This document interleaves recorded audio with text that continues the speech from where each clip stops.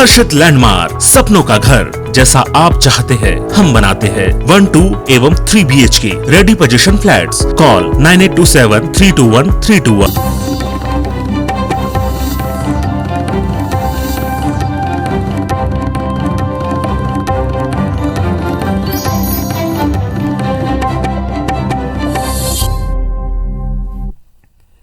नमस्कार, बहुत स्वागत है आप सबका। मैं हूं पुनीत पाठक और दिन भर मध्य प्रदेश की बड़ी खबरें विस्तार से देखते हैं। शुरुआत करेंगे खबर खरगोन से हमको मिल रही है। पेट्रोल पंप पर अज्ञात बदमाशों ने लूट की है। संचालक पर फायरिंग करते हुए 2 लाख रुपए समेत सोने के जेवर लूट लिए। इस घटना में बाल बाल बचे हैं पेट्रोल पंप के संचालक प्रवीण जैन। कर्मचारी राहुल पाटीदार को भी चाकू मारकर उन पर हमला कर दिया गया। 3 हथियारबंद बदमाशों ने लूट की इस वारदात को अंजाम दिया है। भीकनगांव एसडीओपी समेत टीआई मौके पर मौजूद हैं। भीकनगांव के पास अमन खेड़ी रोड के ऊपर यह पेट्रोल पंप है जहां ये वारदात हुई, घटना घटी। तो खरगोन से बड़ी खबर, पेट्रोल पंप अमन खेड़ी रोड के ऊपर यह पेट्रोल पंप है जहां ये वारदात हुई, घटना घटी। तो खरगोन से बड़ी खबर, पेट्रोल पंप पर अज्ञात बदमाशों ने लूट की है। शशिकांत हमारे सहयोगी हमारे साथ में जुड़ गए हैं। जी बताएं क्या हुआ है वहां।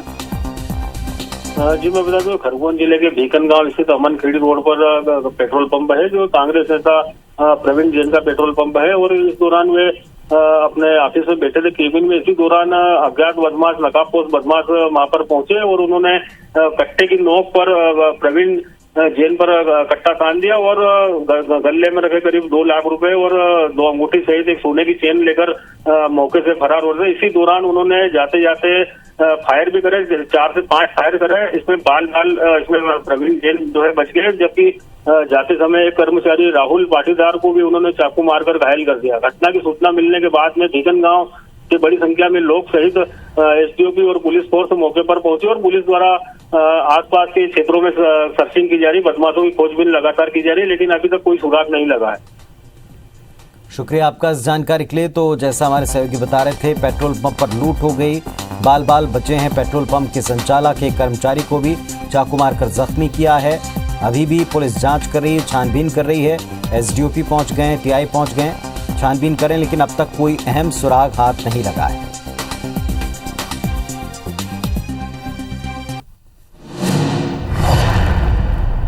और बच्चों का एक अस्पताल जहां बच्चों की जान गई, जहां हादसे की वजह अब तक ढूंढी जा रही है। अगली खबर इससे जुड़ी हुई।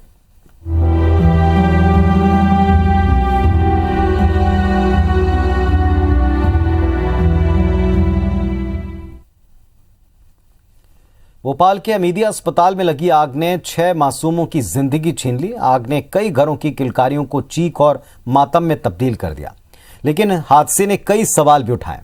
आखिर अस्पताल में इतने इंतजाम क्यों नहीं होते कि ऐसे हादसे शुरू होते इनको रोक सकें।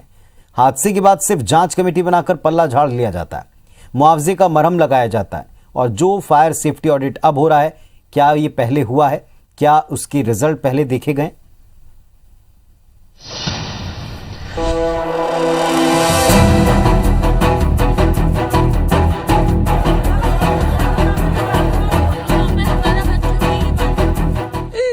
कल अच्छे बजे की मेरी लड़की को दूध पिला के आई और रात को खत्म हो।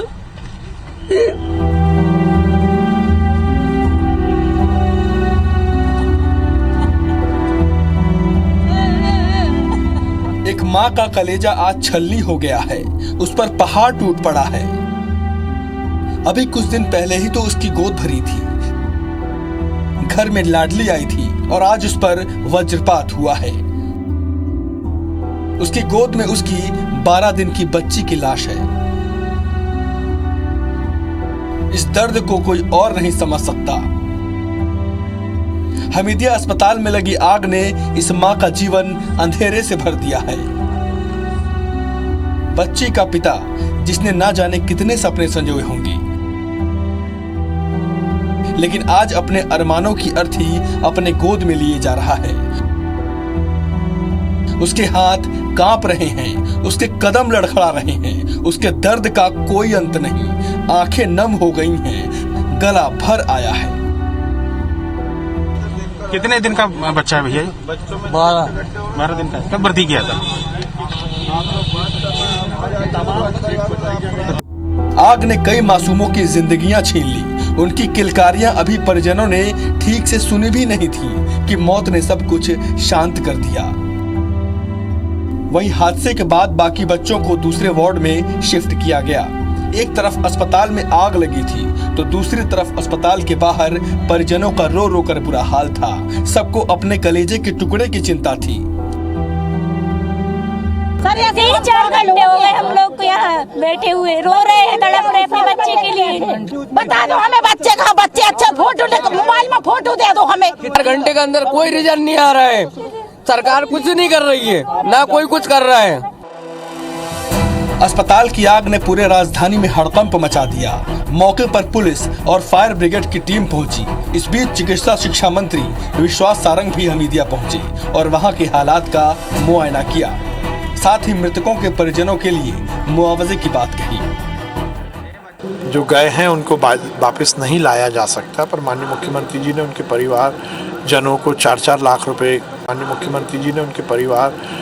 को 4-4 लाख रुपए सहायता की घोषणा की है। विश्वास सारंग ने मामले की जांच और दोषियों के खिलाफ सख्त कार्रवाई की बात कही है। जांच शुरू हो गई है और जांच के बाद जो भी तथ्य आएंगे उसमें जो दोषी होंगे उन पर कार्रवाई होगी, सख्त कार्रवाई होगी। वहीं सीएम शिवराज सिंह चौहान ने हादसे को दुखद बताया। साथ ही निर्देश दिया कि सभी सरकारी और गैर सरकारी अस्पतालों की फायर सेफ्टी ऑडिट कराई जाए ताकि आगे ऐसी घटना ना हो। एक निर्देश मैं दे रहा हूँ, ये बैठने यहाँ पे फायर सेफ्टी ऑडिट मैंने पहले भी निर्देश दिए।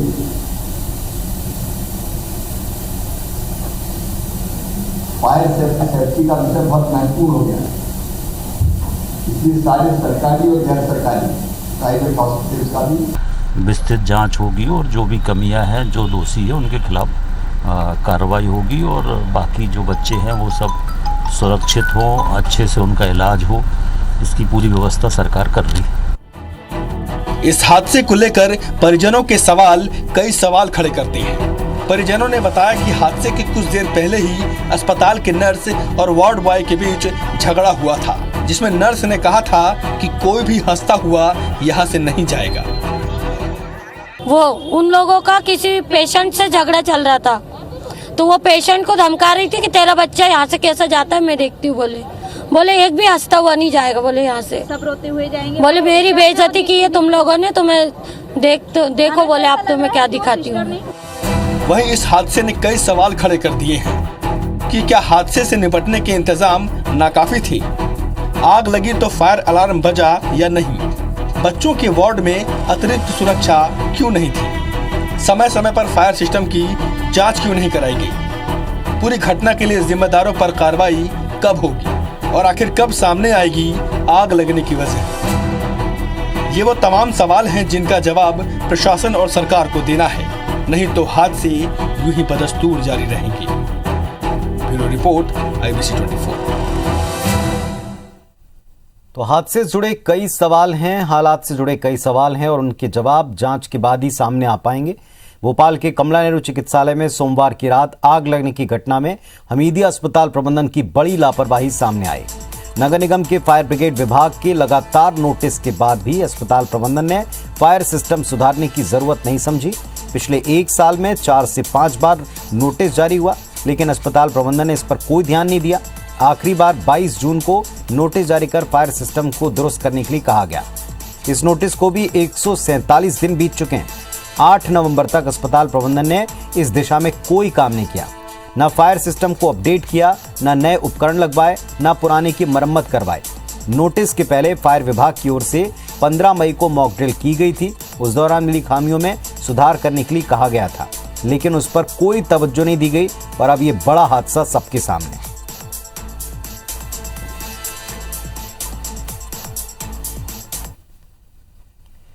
भोपाल के हमीदिया अस्पताल के नवजात शिशु वार्ड में आग लगने से 6 बच्चों की मौत हुई है। ये घटना बेहद दुखद है, तकलीफदेह है। कई बच्चों की हालत नाजुक बताई जाती है। इस घटना में जांच के निर्देश हो चुके हैं। मुख्यमंत्री ने कहा है कि दोषी बख्शे नहीं जाएंगे। ये भी कहा है कि जिन लोगों ने जान हथेली पर रखकर बाकी 36 बच्चों की जान बचाई है, उनको सुरक्षित निकाला है, उनका सम्मान भी होगा। सीएम ने डॉक्टर्स की टीम को तुरंत एक्शन लेने और बच्चों की जान बचाने के लिए आभार व्यक्त किया। दूसरी तरफ पूर्व सीएम उमा भारती ने सरकार को नसीहत देते हुए कहा है कि आरोपियों पर सख्त कार्रवाई कर राजधर्म का पालन करें। उमा भारती ने ट्वीट करके सरकार से 3 सवाल पूछे हैं। परिजनों ने अस्पताल प्रशासन पर लापरवाही बरतने का आरोप लगाया। वहीं कांग्रेस ने भी सरकार पर निशाना साधा।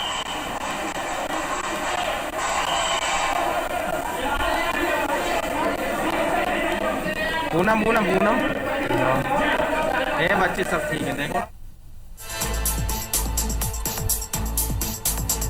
तो ट्वीट आप देख रहे हैं पूर्व सीएम उमा भारती का। सरकार को नसीहत है। फायर ऑडिट कब से नहीं हुआ, ये सवाल उन्होंने भी उठाया।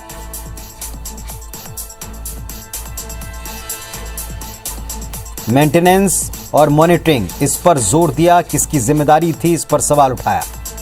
कब और कितना बजट इसको लेकर अलॉट किया गया और उसका क्या किया, ये सवाल भी उठाया। सारे तथ्यों की जांच करें, अधिकारियों को मिलना चाहिए, ये मांग रखी पूर्व सीएम उमा भारती ने।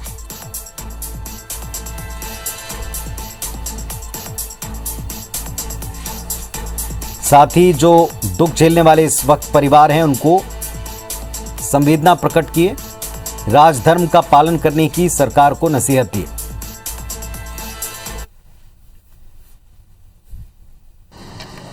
छह महीने में ये दूसरी दफे हुआ है। ये लापरवाही का संकेत है। इसमें पूरी जांच होनी चाहिए, दोषियों के ऊपर कड़ी कार्रवाई होनी चाहिए। यदि राजधानी के अंदर मध्य प्रदेश के सबसे बड़े हॉस्पिटल की ये हालत है, तो आप अंदाज़ा लगा सकते हैं कि संपूर्ण मध्य प्रदेश की स्वास्थ्य व्यवस्थाएं कैसी होंगी। तो मैं समझती हूँ इसकी निष्पक्ष जांच होनी चाहिए, क्योंकि ये किसी पार्टी विशेष का मामला नहीं है। ये उन परिवारों के नौनिहालों का मामला है और बहुत ही दुखद घटना है। हम लोग बैठे हुए थे, सिस्टर की लड़ाई हो रही थी और जो गेट पे बैठी थी ना, उनकी किसी मरीज को उनने धुचकार के भगा दिया था, तो उस चक्कर में लड़ाई हो रही थी। तो मुझे लग रहा है इस लड़ाई के दौरान ही आग लगी है। अगर ये बोलते कि कोई भी यहाँ से सुकून से नहीं जाएगा, सब रोते हुए ही जाएंगे। मैम बच्चे तो ज्यादा थे, मैंने देखा था पूरा दोनों वार्ड भरे थे, 200 बच्चे करीब थे यहाँ पे, पर इन लोगों ने 30 या 40 ही बच्चे दिखा रहे सबको। शाम को 6 बजे मैंने बच्चे को अपने अच्छा देखा और मैडम ने मुझे मिलवाया भी था। फिर मैं खाना लेने के लिए दौरान गया, 8:30 पौने 9 बजे आता हूँ तो आग लग चुकी होती है। 2:30 बजे के बाद मुझे बताया गया कि आपका बच्चा जो था कमज़ोर था, इसके कारण उसकी मौत हो गई। और जबकि पूरी लापरवाही इन्हीं लोगों की है, इनके वजह से वो बच्चा ख़त्म हुआ नहीं, बच्चा अच्छा तंदुरुस्त था।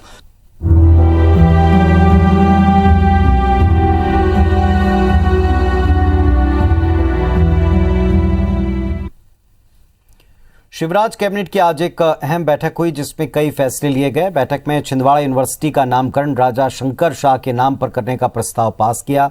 कोरोना के खिलाफ वैक्सीन की 2nd डोज के लिए अभियान चलाने पर सहमति बनी, इसकी मॉनिटरिंग की जाएगी। साथ ही खंडवा में किल्लौद और मूंदी, टीकमगढ़ में दिगौड़ा और बुरहानपुर में धूलकोट को नई तहसील बनाने का प्रस्ताव, इसे भी कैबिनेट ने इसका अनुसमर्थन कर दिया। एक साथ जो व्यक्ति बिजली बिल चुकाएगा, इसे 40% तक छूट देने का फैसला कैबिनेट ने किया है।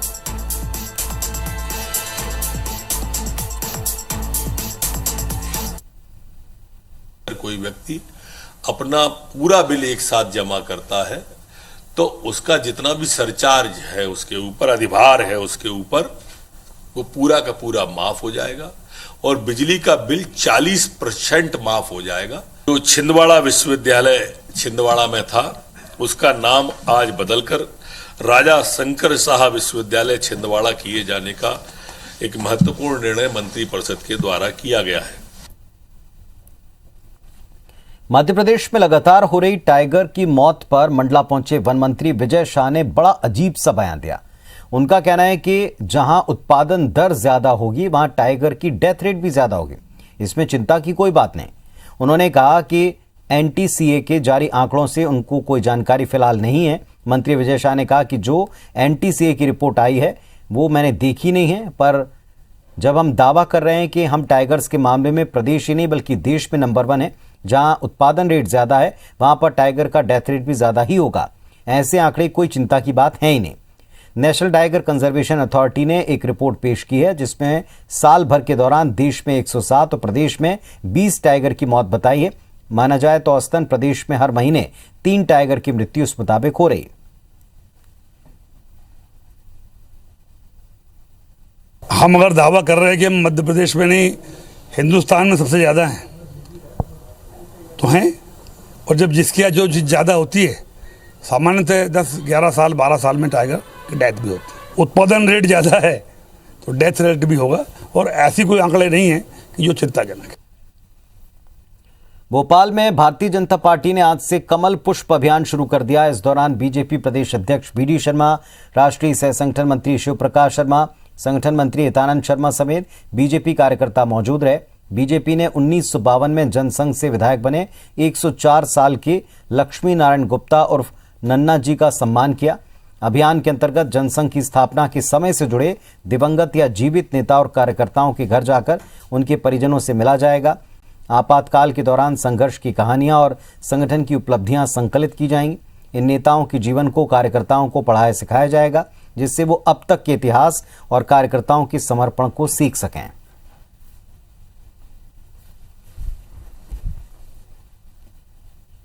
भारतीय जनता पार्टी ने कमल पुष्प अभियान की शुरुआत की और इस अभियान में अपने बुजुर्ग सीनियर जो कार्यकर्ता और जो नेता हैं उनको याद किया जा रहा है, उनके घर पर पहुंचकर उनका अभिनंदन किया जा रहा है। और आप देखेंगे इस समय नज़ारा भोपाल के लक्ष्मी नारायण गुप्ता जी हैं, जो कि 1952 में पहली बार विधायक बने थे, प्रदेश सरकार में मंत्री रहे, जनसंघ के संस्थापक सदस्य रहे। और यहाँ पर स्वागत करने के लिए, उनका सम्मान करने के लिए बीजेपी के प्रदेश अध्यक्ष बीडी शर्मा, राष्ट्रीय सह संगठन मंत्री शिव प्रकाश जी और हितानंद शर्मा जो प्रदेश सह संगठन मंत्री हैं यहाँ पर मौजूद हैं, और बीजेपी के तमाम कार्यकर्ता और नेता यहाँ पर मौजूद है। सर, कमल पुष्प अभियान की शुरुआत की है, क्या मकसद इसके पीछे और किस तरीके का ये पूरा अभियान है? माननीय प्रधानमंत्री जी ने पूरे देश के अंदर कमल पुष्प अभियान जो प्रारंभ किया है, उस अभियान के अंदर ऐसे हमारे सभी वरिष्ठ कार्यकर्ता जिनकी श्रम, मेहनत और अपना जीवन लगा करके भारतीय जनसंघ और भारतीय जनता पार्टी को जिन्होंने खड़ा किया, तो उसमें आदरणीय नन्ना जी हमारे मध्य प्रदेश के एक ऐसे आधार स्तंभ हैं जिन्होंने 1952 के पहले चुनाव में हिंदू महासभा से चुनाव लड़ करके वो जीत करके आए, पहले विधायक बने।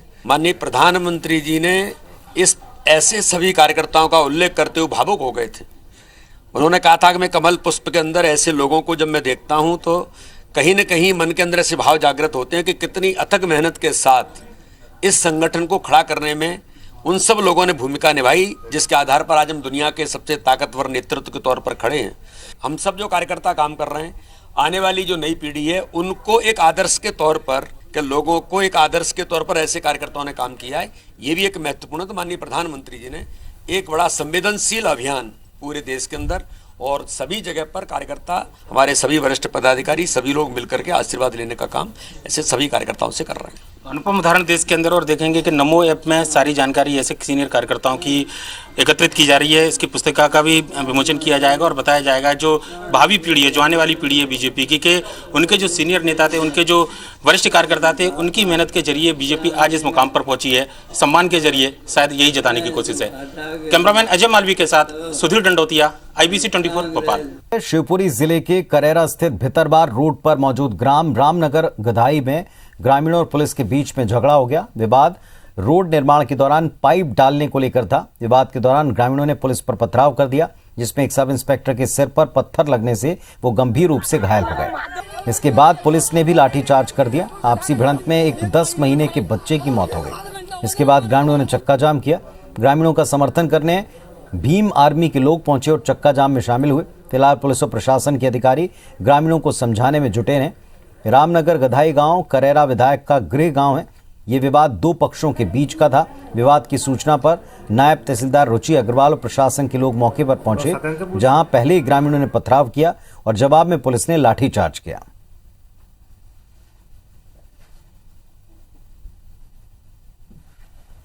जो आपके रोड में अगर पुलिया है तो आप 50 फुट का पुल बना दीजिए, लेकिन एस्टीमेट की कॉपी दी जाए, उसके बाद हम खुद लेंगे। कम से कम 25 मिनट हमारे साथ मारपीट हुई औरतों के साथ, और हम 6-7 लोग घर के थे। बच्चा और एक बच्चा खत्म है हमारा, उसमें लाठी गली है, माँ में लाठी गली है और बच्चे में साथ में लाठी बच्चे में गई, तो बच्चा ऑन द स्पॉट खत्म हो गया। यदि वो पाइप डालने नहीं दे रहे थे तो पुलिस को तो जबरदस्ती नहीं करनी थी।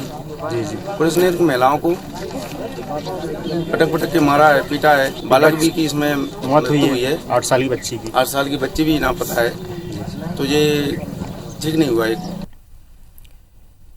होशंगाबाद एसपी ने सिवनी मालवा की दुर्गा कॉलोनी में हुए हत्याकांड का खुलासा किया। दीपावली की रात एक परिवार के 3 लोगों की हत्या कर दी गई थी।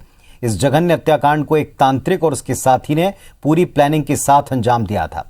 आरोपी ने पुलिस की पूछताछ में बताया कि वो इंद्रजाल नामक किताब पढ़ता था और उसी किताब से प्रेरित होकर उसने इस जघन्य हत्याकांड को अंजाम दिया। हत्याकांड के पीछे बलि देकर